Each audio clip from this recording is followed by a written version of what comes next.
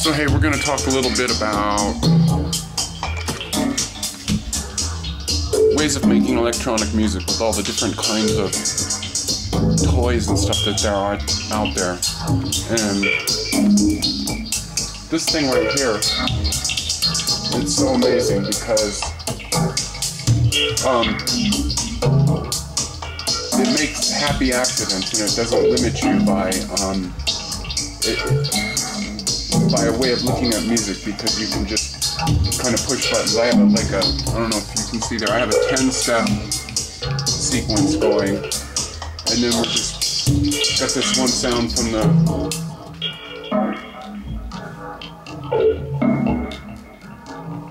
that's what the schrittmacher's doing with just 10 steps. We got 3 filter steps, so we got 2 filter steps that are stepping, and then I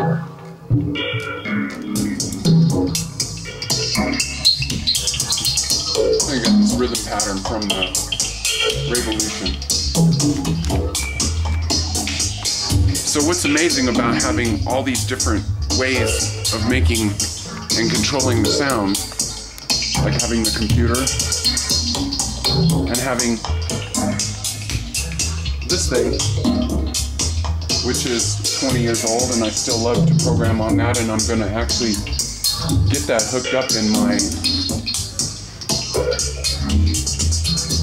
what I call my rompler rack here.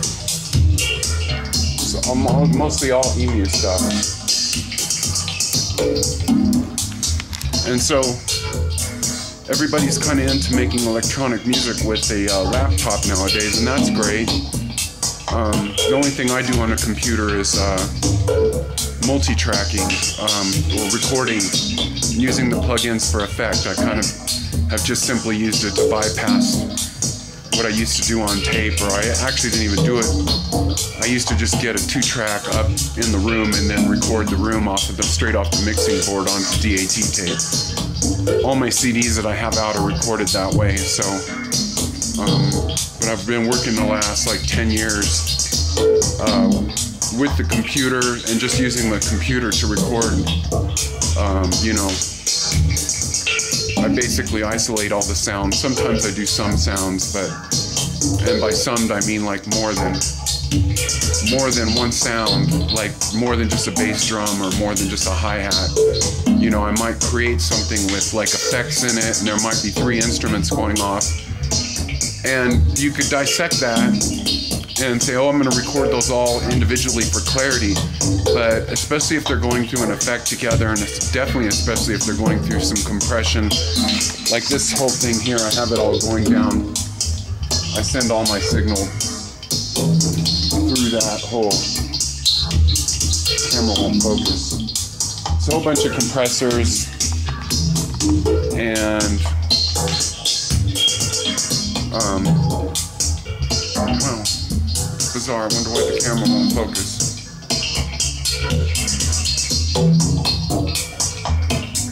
There we go. I guess it's weirdness with the light.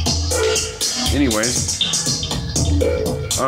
so especially if you compress all those things, so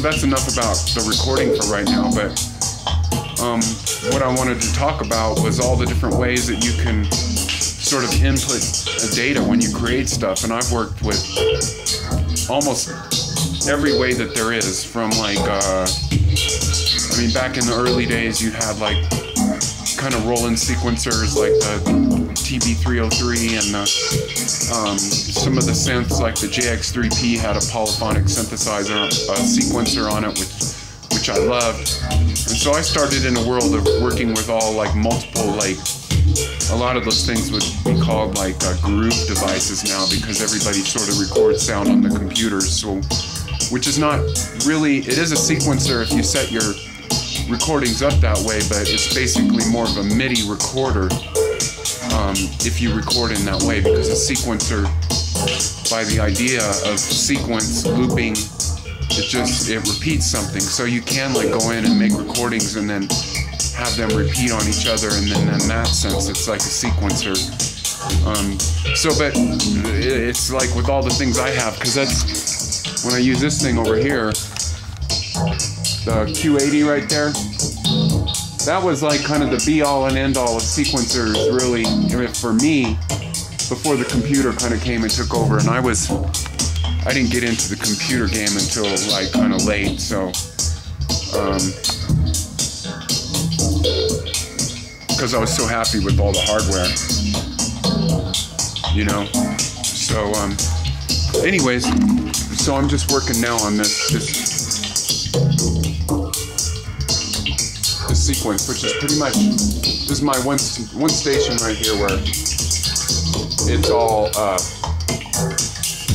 the schrittmacher. Basically, it's all about my sort of custom German gear, and the schrittmacher is, you can't even call it a groove device. It's definitely something you're going to come up with an upside down thing, because like I said, I'm playing, I've got 3 filter steps. There's the second filter right there, there's the first filter, and here's the pitch step. And then if you look at it, the pitch step is only 10 notes. So you can get these really super magical things happening with the music.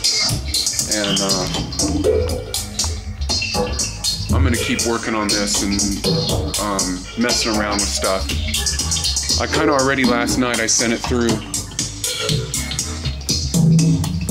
Oh, it is going through there right now. You can hear it actually. It's on 13 to 14 there. It's going through the adrenaline. I'm kind of out of plug and stuff, so.